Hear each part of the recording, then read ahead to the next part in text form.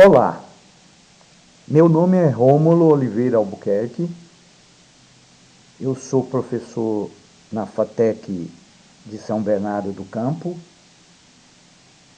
e vamos juntos começar o curso de análise de circuito em corrente contínua.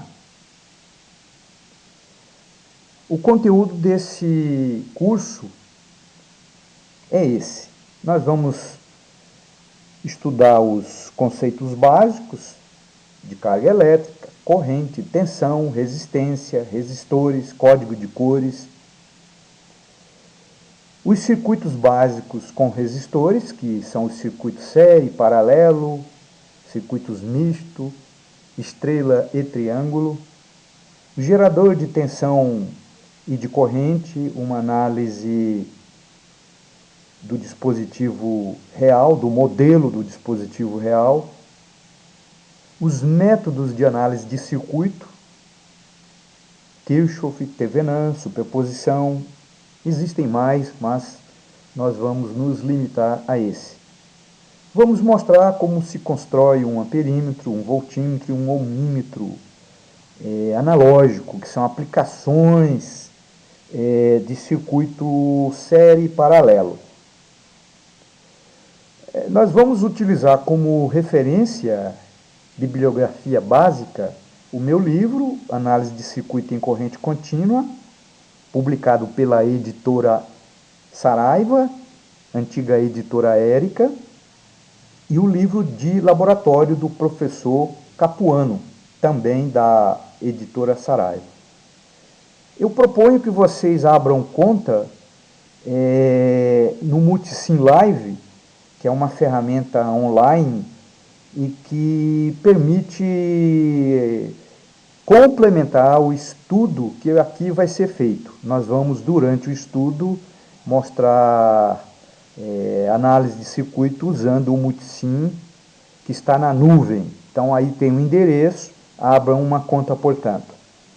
Também, algumas aplicações, nós vamos usar o Tinkercad, o Circuits do Tinkercad. Também vocês podem abrir uma conta, é tudo grátis. O meu site, que é o eletronica24h.net.br, eletrônica 24 horas, onde vocês têm os cursos completos. E, por fim, uma sugestão, usar as animações do FET Colorado Education. Todos aí são grátis, não tem nada para pagar. Continuemos. Então, vamos começar de fato. Vamos fazer uma breve introdução da representação de números em potência de 10, que é a notação científica. Por que nós precisamos disso? Porque em eletricidade e em eletrônica, nós trabalhamos com números muito pequenos ou números muito grandes, e que fica impossível trabalhar na forma tradicional. Por exemplo, a massa de um elétron, que nós vamos já ver o que é um número muito pequeno. É 0, uma porção de 0 antes de chegar no 9 e no 1, gramas. A massa da Terra é um número muito grande, que tem uma porção de zeros também. Então fica impossível, realmente fica impossível trabalhar nessa forma. Mas, para trabalharmos com números em potência de 10, precisamos conhecer primeiro a notação, né, de como representar. Por exemplo, o número 10 é 10 elevado a 1. Claro que é mais fácil escrever 10 do que 10 elevado a 1. Primeira potência, né? 100. Como é que a gente representa 100? É 10 elevado a segunda. Vejam que o expoente representa o número de zeros. 1000, 10 a terceira, 10.000, 10 a quarta, 100.000, 10 a quinta, 1 milhão, 10 a sexta, e assim por diante. Os submúltiplos. Por exemplo, o próprio 1 é 10 elevado a 0. Qualquer número elevado a 0 é 1.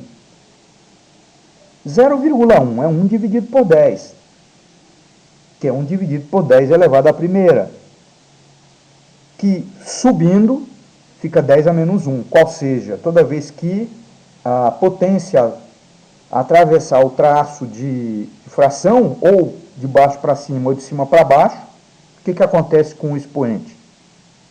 Troca de sinal. Então 0,1 é a mesma coisa que 10 elevado a menos 1. 0,01 é 1 dividido por 100, que é 1 dividido por 10 a segunda. Vai para cima, 10 a menos 2. 0,01, 1 dividido por 1000, que é 10 a menos 3. E assim sucessivamente. Então, se você já se esqueceu disso, procure pensar um pouquinho sobre essa questão. Como é que a gente precisa basicamente de multiplicação e divisão em potência de 10? A soma e a subtração a gente raramente usa. Por exemplo, 1000 multiplicado por 10.000. 1000 é 10 a terceira e 10.000 é 10 a quarta. Então a regra é manter a base, que é 10, né? E somar os expoentes. Então 10 elevado a 3 mais 4. Então é uma regrinha bem simples. Vamos fazer essa conta aí. 10 a quinta vezes 10 a menos 2 vezes 10 a terceira dividido por 10 elevado a terceira vezes 10 elevado a terceira. Lá em cima, como é que fica? Fica 10 elevado a 5 mais menos 2 mais 3, que dá 6. 10 elevado a 6. Embaixo, 10 a terceira vezes 10 a terceira, 10 a sexta. Então, a divisão, como é que a gente faz a divisão? Embaixo, passa para cima, fica 10 a menos 6. Então, fica 10 a sexta vezes 10 a menos 6. Que eu já coloquei direto lá, ó. 10 elevado a 6 menos 6. Que dá 10 elevado a 0, que é 1. Então, o resultado dessa conta aqui, ó, é 1. Ok?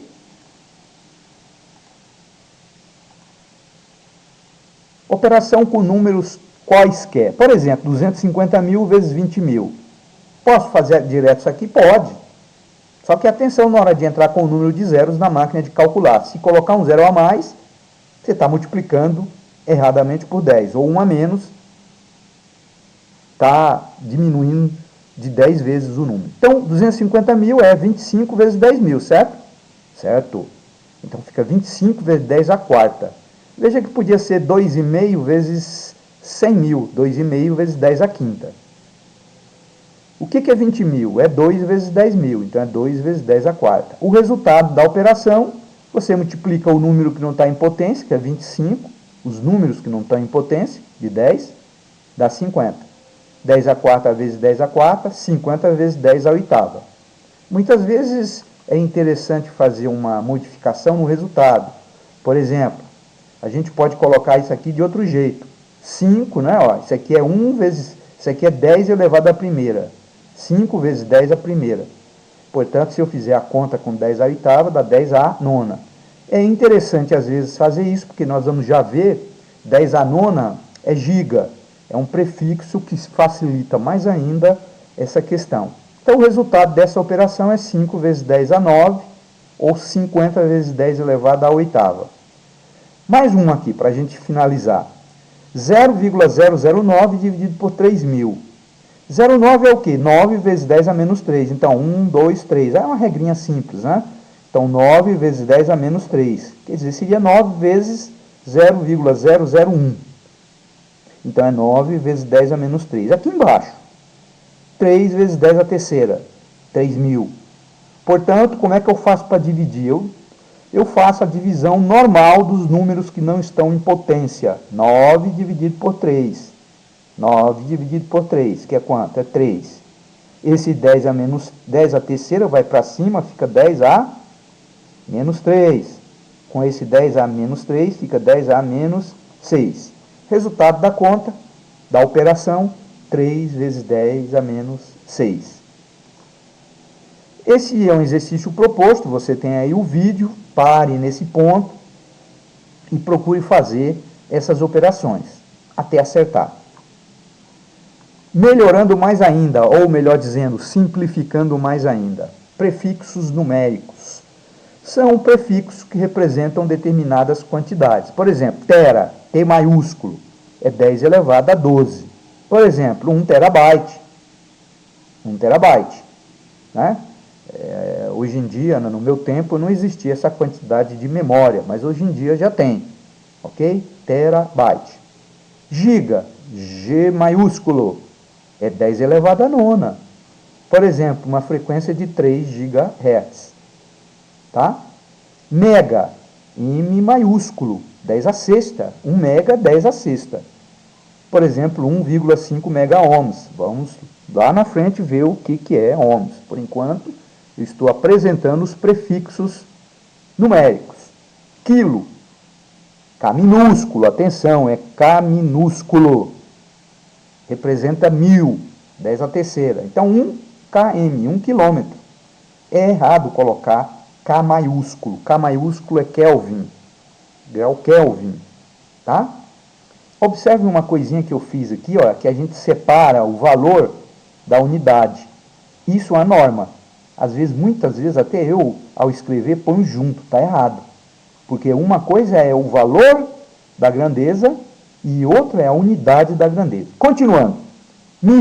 Milésima parte é 10 a menos 3.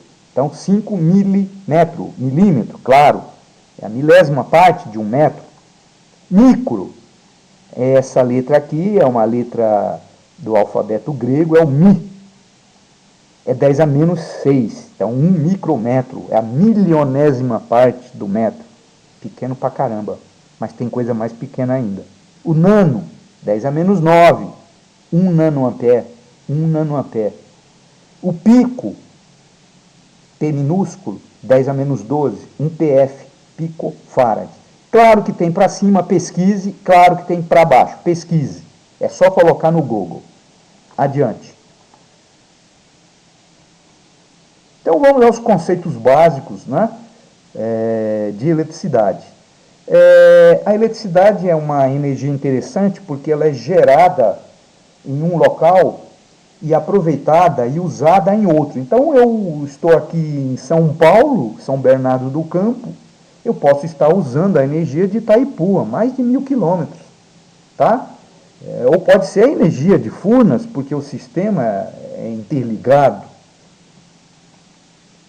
Então isso é muito importante, quer dizer, a energia elétrica é gerada bem distante e transferida para outro ponto através de linhas de condutores elétricos. Nós vamos já falar em seguida.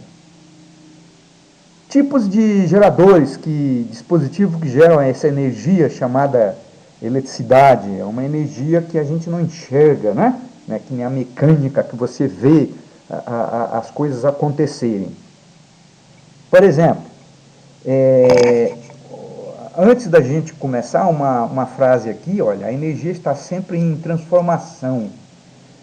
Os dispositivos geram, eu coloquei entre aspas, porque na realidade o dispositivo ele transforma, né, a energia em outro tipo de energia. Mas, de qualquer forma, está aí a frase da física. A energia está sempre em transformação. Você não pode destruir a energia nem criar. Ela está sempre em transformação. Então, voltemos aos tipos de geradores. Então, a gente tem dispositivos eletromecânicos que fazem o quê? Convertem a energia mecânica em energia elétrica. Então, o dínamo, né? O próprio dispositivo que está na hidrelétrica, que gira a partir da queda d'água, é um dispositivo mecânico e transforma energia, né, mecânica, energia primeira, energia potencial da água que está armazenada lá no reservatório, gira uma turbina que vai fazer um dispositivo chamado de gerador funcionar.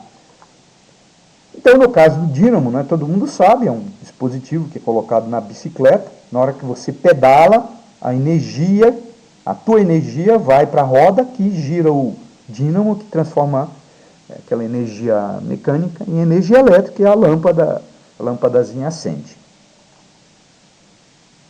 Dispositivos químicos, geradores eletroquímicos. O que eles fazem? Transformam energia química em energia elétrica. É muito comum no nosso dia a dia. Pilhas, baterias são exemplos desse tipo de dispositivo. Tá? Então, pilhas, baterias, etc. Aqui eu coloquei apenas alguns exemplos, tem mais. Hoje em dia, a energia solar ela é muito utilizada. A gente transforma diretamente a energia do Sol em eletricidade. É uma coisa que começou na década de 60 e hoje em dia já é muito utilizada. Então aqui tem um pequeno painel solar, né? Vocês estão vendo o tamanho, mas nós temos de diversos tamanhos, né? Numa casa, né? No telhado de uma casa, vai depender da quantidade de energia que você quer gerar. Importante aqui, para quem quiser já anotar alguma coisa, é o símbolo do gerador de tensão contínua. Quer dizer, pilhas, baterias, tem esse símbolo, né? É uma barrinha, depois é uma menor, uma maior, menor. E do lado o valor, 9 volts. Depois nós vamos ver o que é isso, de volts. Ou esse tipo aqui, ó. Então depende aí do... Esse é o caso que eu acho que é mais correto, porque aqui no caso seria o que? Uma bateria, porque tem mais de um gerador, tá? De qualquer forma, cada simulador, por exemplo, né, usa uma simbologia, mas essa eu diria que é a mais correta. Então anota aí.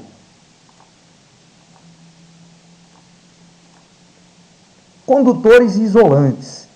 A energia elétrica gerada lá em Itaipu, ela tem que vir através de algum dispositivo. No caso, esse dispositivo é chamado condutor. Então aqui vocês têm um linhão, né, que vai transferir a energia lá de Itaipu para São Paulo, por exemplo. Então, para que a energia elétrica flua do gerador para o receptor, isso é usado um dispositivo chamado condutor. Então vamos para uma coisa menor, por exemplo, uma bateria ligada numa lâmpada, ou uma lâmpada ligada numa bateria. O que nós temos aqui? É o circuito, o menor circuito elétrico possível de ter, que é o gerador, o receptor e o elemento controlador, que é o interruptor, né? Então, quando você liga o interruptor, a energia vai da bateria para a lâmpada, que transforma a energia elétrica em luz e calor também, não é? Bem, condutores, uma definição bem simplória seria, são substâncias que permitem a passagem de uma corrente elétrica, pois possuem portadores de cargas livres. Todos os metais são bons condutores, a água pura não é, mas se eu colocar sal, ela torna-se condutor, é um tipo de portador, não é elétron livre, né? É íon, gás no interior de uma lâmpada fluorescente e assim por diante. O que é corrente elétrica? Corrente elétrica é movimentação de cargas elétricas, movimentação ordenada, qual seja, todas as cargas se movimentam no mesmo sentido e mesma direção. E nós temos a outra classe de substâncias que são os isolantes. O isolante é a negação do condutor, não permite a passagem de uma corrente. Por que não? Porque não tem portadores de cargas livres.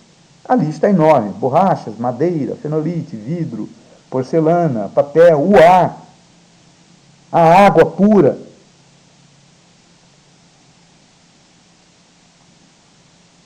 Claro que os metais são os condutores de eletricidade mais usados, principalmente o cobre e o alumínio. Vamos falar um pouco de átomo, molécula e elétron. O que é isso? Bem, H2O. O que é H2O? H2O é a fórmula química, eu não vou entrar em detalhes, né? Para a substância composta chamada de água. Isto é, a substância composta água tem 2 átomos de hidrogênio e 1 átomo de oxigênio, que separados têm característica totalmente diferente da água. E esse átomo, o que é? Esse sujeito aqui, ó, Niels Bohr, no começo do século XIX, desenvolveu um modelo para representar esse átomo. Ele disse o seguinte: olha, o átomo tem uma região central onde tem 2 tipos de partícula. Essa região é chamada de núcleo, próton e nêutron. E girando ao redor desse núcleo, nós temos um terceiro tipo de partícula chamado de elétron. Cá entre nós existem outros tipos de partículas, mas que não interessam para nosso estudo, tá bom? E essas partículas, elétrons e prótons, têm uma propriedade chamada de carga elétrica, uma propriedade física. O que é propriedade física? Temperatura, massa, comprimento, são exemplos de propriedades físicas. Então, no caso, essas propriedades físicas são antagônicas, opostas. Então, o pessoal aí da física, da química, convencionou que, como eles são antagônicos, eles podem se somar e subtrair, convencionou-se atribuir sinal negativo para a carga dos elétrons e sinal positivo para a carga dos prótons, porque o menos e o mais são antagônicos, são opostos. Poderia ter sido exatamente o contrário, e a eletricidade não iria mudar. O importante é que eles têm propriedades opostas, tem a mesma que é carga elétrica, só que uma de natureza negativa e a outra é positiva. E o nêutron não tem carga elétrica. Então, o nêutron, olha o nome dele, nêutron, não tem carga elétrica. De forma bem simplificada, a gente diz o seguinte: cargas que têm o mesmo tipo de carga, de eletricidade negativa, se repelem, sofrem força de repulsão. Então, menos com menos, elétron com elétron, tende a se repelir, e prótons também. Cargas de sinais diferentes se atraem, tem força de atração. Então, isso não pode mais esquecer. Eu disse que a carga elétrica é uma propriedade física. Toda propriedade física é mensurável. Eu falei comprimento, então é metro, massa, quilograma. Pois bem, a carga elétrica também é uma propriedade física e também pode ser medida. E para isso precisa de uma unidade. A unidade é chamada Coulomb, em homenagem a um francês, né, Charles-Augustin de Coulomb, que no século XVIII, aproximadamente nessa época, estudou propriedades elétricas. Depois você pode procurar na internet. Então, se a carga elétrica tem uma unidade, tem uma quantidade, quanto vale a carga de um elétron? A carga de um elétron vale exatamente menos, porque é negativo, foi convencionada que é negativo, 1,6 vezes 10 elevado a menos 19 coulombs. Vocês vejam que essa é uma quantidade muito pequena mesmo. E quanto vale a carga do próton? Tem o mesmo valor, quer dizer, tem o mesmo número, só que é positiva. Isso é importante, porque na hora que você somar carga do elétron com a carga do próton, dá zero. Isso é muito importante. Tá? Então, por isso que eu digo que um átomo neutro é um átomo que tem número de elétrons igual ao número de prótons.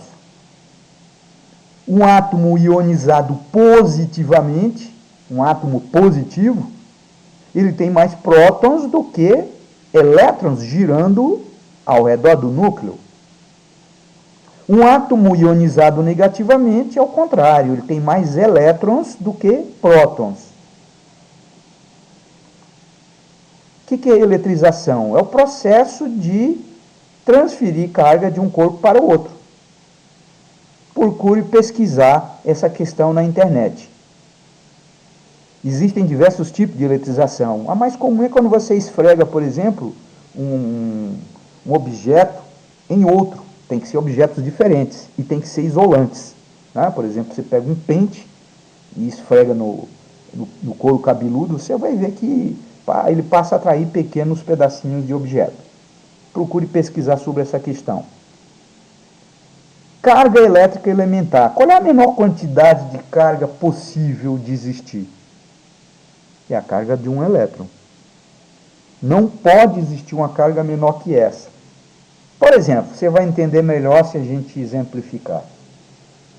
Imagina que você tem um corpo neutro. Em física a gente chama toda massa, né, de corpo.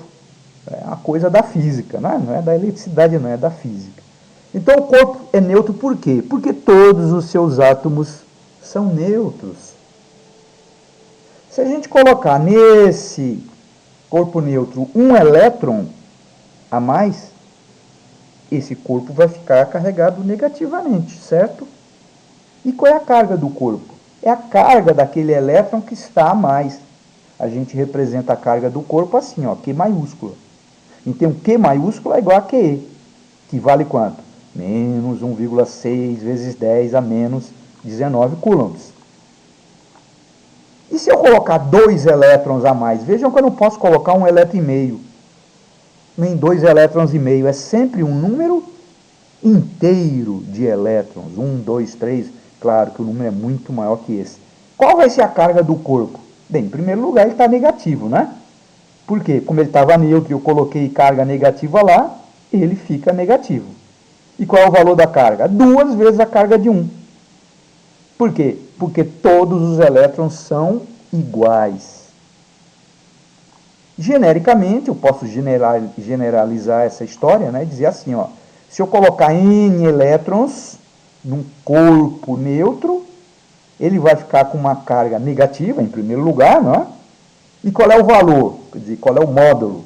É N vezes a carga de 1, que são todos iguais, não se esqueça disso. Os elétrons são iguais. Então, dessa forma, eu tenho aqui uma carga que vale N vezes QE, e é negativo o corpo. Eu posso pensar o contrário. Ao invés de retirar, de colocar elétrons, eu vou retirar elétrons. Se eu retirar um elétron, ele vai ficar com um próton a mais, concorda? Ele vai ficar com um próton a mais. Então ele tem uma carga positiva, que é a carga daquele próton que está a mais.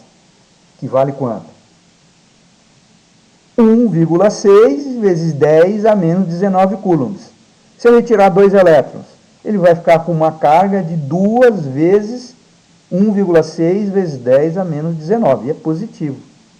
Vejam vocês, aqui uma observação importante, que a gente sempre mexe com os elétrons. Ou a gente adiciona ou retira. Por quê? Porque é mais fácil do que mexer com os prótons. Mas vejam vocês, que se eu pudesse mexer com os prótons, ao invés de retirar um elétron do corpo neutro, para tornar ele positivo, eu podia colocar um próton a mais. O resultado final, o mesmo, seria o mesmo, só que eu não posso mexer com os prótons. Mas isso que eu acabei de falar, elétron indo num sentido, dá o mesmo resultado que próton indo no sentido contrário, é importante quando a gente for falar de corrente convencional. Vamos esperar, não é hoje não. Então, genericamente, eu posso retirar N elétrons, que ele vai ficar com uma carga positiva de N vezes a carga de um próton.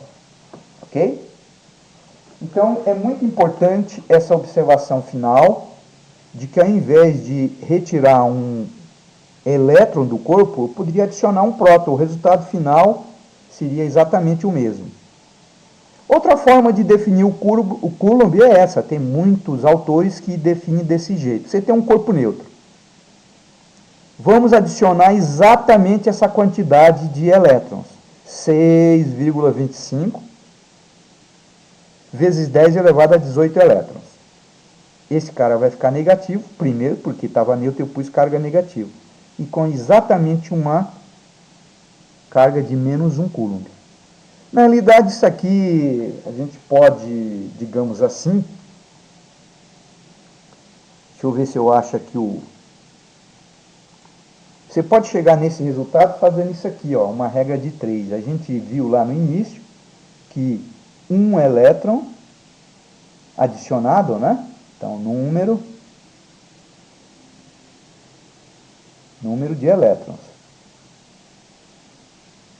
Se você adicionar um elétron, com que carga ele fica? Hein? Menos 1,6 vezes 10 elevado a menos 19 coulombs. Eu quero saber quantos elétrons eu devo adicionar para ele ficar com menos 1 coulomb. Então é só fazer essa regra de 3. Então o N vai ser igual, se vocês fizerem a conta aí, ó, pensa um pouquinho, hein? A menos 1 coulomb dividido por, porque fica multiplicado em x, né? Por 1,6 menos 1,6, digo, vezes 10 elevado a menos 19 coulombs. Claro que cancelo menos com menos, dá mais. Coulomb com coulomb. Eu garanto que essa conta aqui, ó, proponho que vocês façam essa conta, porque a gente vai treinar multiplicação com números em potência de 10. Vocês vão chegar exatamente nesse número aqui, ó, tá? Então, continuando aqui, ó. Da mesma forma, se você retirar essa quantidade de elétrons de um corpo neutro, ele fica positivo, em primeiro lugar, com uma carga de mais 1 coulomb. Então, 1 coulomb corresponde a essa quantidade de elétrons. É negativo se você colocar elétrons. É um coulomb positivo se você retirar elétrons, tá bom? Então, nós temos aqui um exercício proposto aí, né? Mas nós vamos fazer. Diz aí, ó, de um corpo foram retirados, tá? Eu tenho um corpo neutro, não é isso? Ó, aqui é um corpo neutro. É bom sempre tá aqui um corpo neutro. Eu retirei quantos elétrons? 2 vezes 10 elevado a 15 elétrons. Essa é a quantidade de elétrons que eu retirei. Então, obviamente que esse corpo vai ficar com uma carga o quê? Positiva. E eu estou querendo saber com que carga. Então, é fazer uma regra de 3, tá bom? Partindo do quê? Que se eu retirar um elétron, tá? Número de elétrons retirados, tá? Se for um elétron, ele fica com que carga?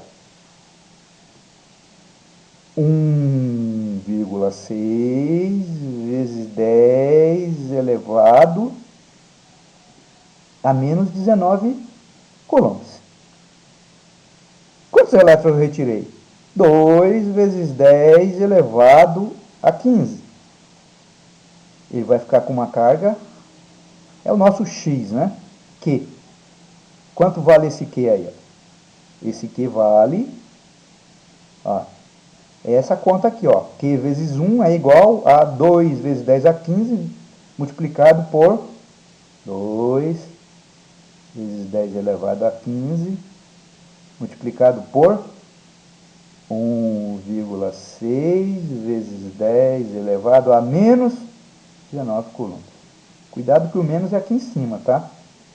Qual é o valor do quê? Quanto que é 2 vezes 1,6? 3,2. Quanto que dá 10 a 15 com 10 a menos 19? 10 a menos 4 coulombs. Isso aqui pode ser melhorado, hein?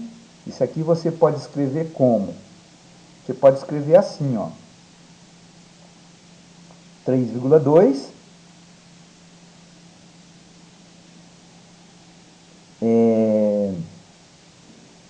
vezes 10 a segunda e vezes 10 a menos 6. Porque essa conta aqui, ó, é isso aqui, ó, 10 a menos 4. Só que aqui, ó, 3,2 vezes 100 dá quanto? 320. O quê? 10 a menos 6 coulombs. Agora, o que é o 10 a menos 6, que a gente viu lá atrás? Micro. Então, a carga que o corpo fica é essa, 320 microcoulombs. faça esse aqui, ó, tá? Um corpo são adicionados, é dada a quantidade de elétron que é adicionado, com que carga ele fica. Por favor, faça. Potencial elétrico. A palavra potencial, se você colocar no Google, tem a ver com capacidade para fazer algo. Então, no caso, se um corpo estiver carregado, ele tem armazenado energia elétrica. E essa energia pode ser usada. Está lá em estado potencial. Então, todo corpo carregado, então eu tenho um corpo A, uma esfera, vamos imaginar que é uma esfera metálica, nós não vamos aqui fazer um estudo aprofundado, porque não é o objetivo do curso. Ele tem uma carga QA e a esfera tem um raio RA. Diz aí a física que o potencial elétrico da esfera é K vezes QA dividido por RA, onde Q é a carga que a esfera tem, em coulombs, R é o raio, em metros, e K é uma constante que depende do meio onde essa esfera está. Não vamos entrar em detalhe. No caso, como a carga é positiva, então o VA é um número positivo. E se esse corpo, no caso B, tiver carga negativa? Da mesma forma, tem uma formulinha que dá o valor do potencial. Como QB é negativo, então VB vai ser o quê? Uma grandeza negativa. Pessoal, a unidade de potencial elétrica é o volt. V maiúsculo é o símbolo. Em homenagem ao Alessandro Volta. Pesquisem na internet quem foi ele. Então, estou apresentando aqui a segunda grandeza física e a unidade correspondente. O volt. Diferença de potencial elétrico, DDP, ou tensão elétrica. Então, se eu tenho as duas esferas, esfera A e esfera B, cada uma tem um potencial, então, entre elas pode ter uma diferença. Para facilitar, vamos supor que as duas esferas são iguais. Para facilitar, vamos supor que as duas esferas são iguais, mesmo raio, portanto, e a quantidade de carga é a mesma em valor, só que uma é positiva e a outra é negativa. Então, QA é menos QB. As duas são.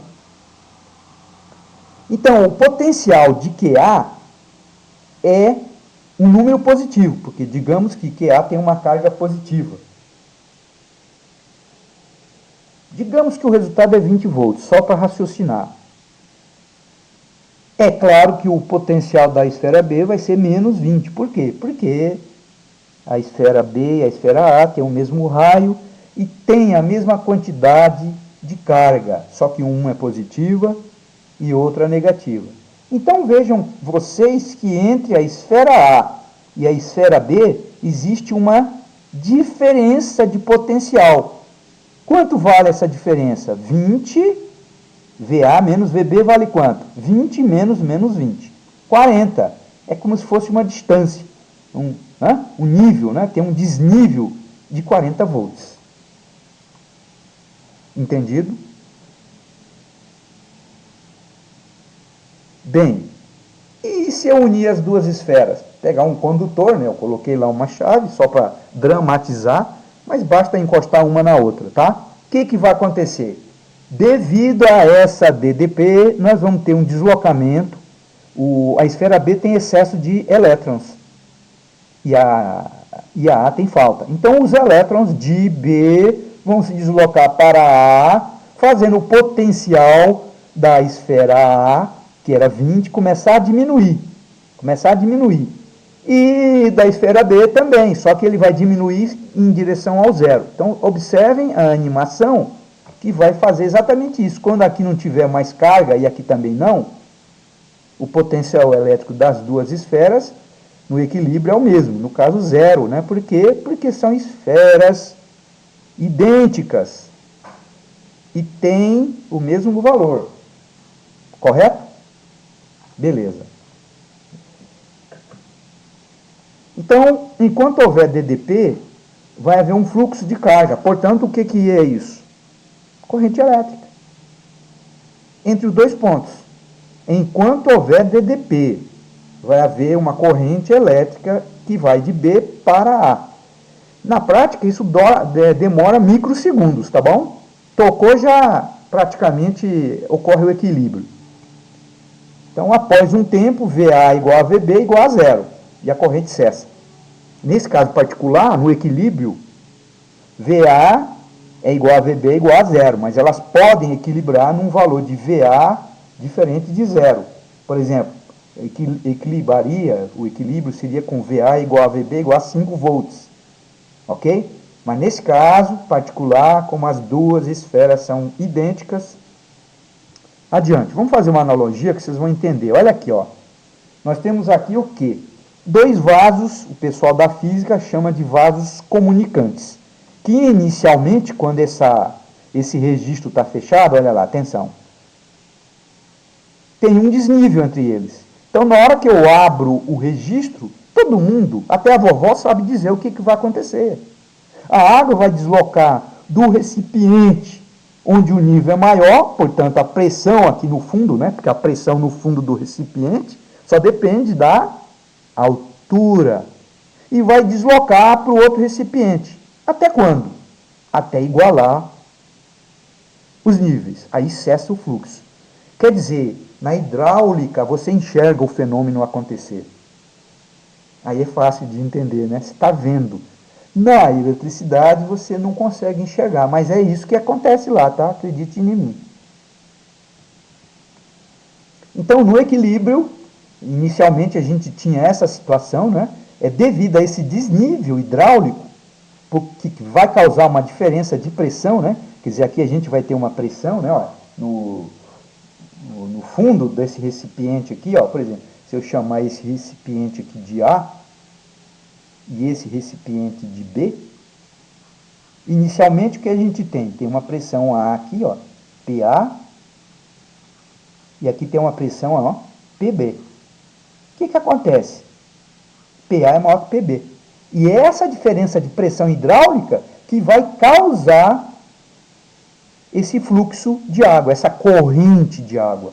Na hora que o fluxo parar, os dois potenciais, os dois níveis vão ser iguais, cessa o fluxo. Veja vocês, só voltando ao caso das esferas, que se os dois recipientes fossem iguais, a quantidade de água num seria igual à quantidade de água no outro. Mas no caso eles são diferentes. Então o que acontece? Tem mais água aqui, ó, no A, no equilíbrio, do que no B. Mas o que tem de igual nos dois casos? O mesmo nível, a altura é a mesma. Então daí a gente tira uma conclusão muito importante para a eletricidade. O desnível, que é a diferença de pressão hidráulica, causa a corrente de água. Repetindo, o desnível, a diferença de nível entre um vaso e o outro, causa a corrente de água. Na eletricidade, é o desnível elétrico, ou tensão elétrica, ou diferença de potencial que causa a corrente elétrica. Muito bem. Olha aqui, mais uma vez, mais uma analogia. Imagina esse desenho aqui à direita, isso aqui é um circuito hidráulico. O que é que a gente tem aqui? Tem uma bomba, né? Tenta imaginar, eu não consegui fazer a animação. Então, se você subir esse para cima e para baixo, esse braço aqui, ó, você vai sugar a água daqui, vai jogar aqui. Se essa chave, que é um registro, né, equivale à chave na eletricidade, estiver aberta, a água vai circular, vai cair aqui nessa roda, vai fazer ela girar, transformando energia hidráulica em energia mecânica. Isso equivale a, por exemplo, uma lâmpada. Vejam que para isso acontecer tinha que ter água aqui, ó. Senão, como é que eu vou sugar essa água, né? Então, no caso do circuito que eu vou já mostrar aqui, ó. Então, aqui a gente tem, ó, o gerador, que é a bateria, a pilha, né? A gente tem o elemento controlador e o receptor, que é a lâmpada. Então, na hora que você fecha aqui, que você abre aqui, ou você fecha, né? Nós vamos ter uma corrente.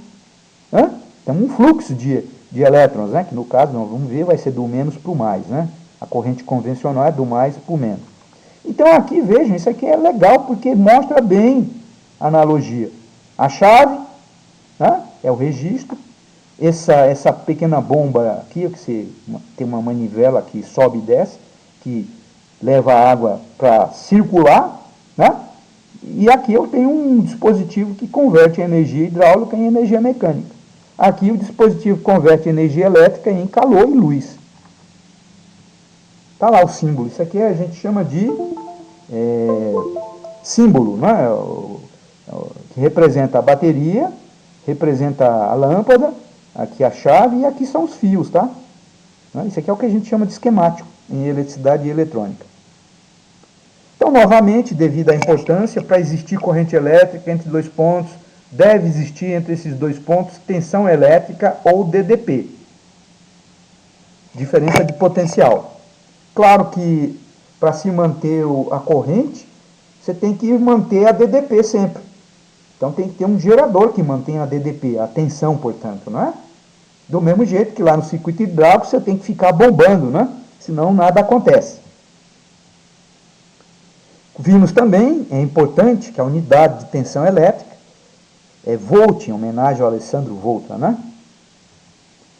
E o dispositivo que gera essa DDP, né, entre os dois pontos, chamado de tensão, gerador de tensão, bateria, pilha, né? Ok?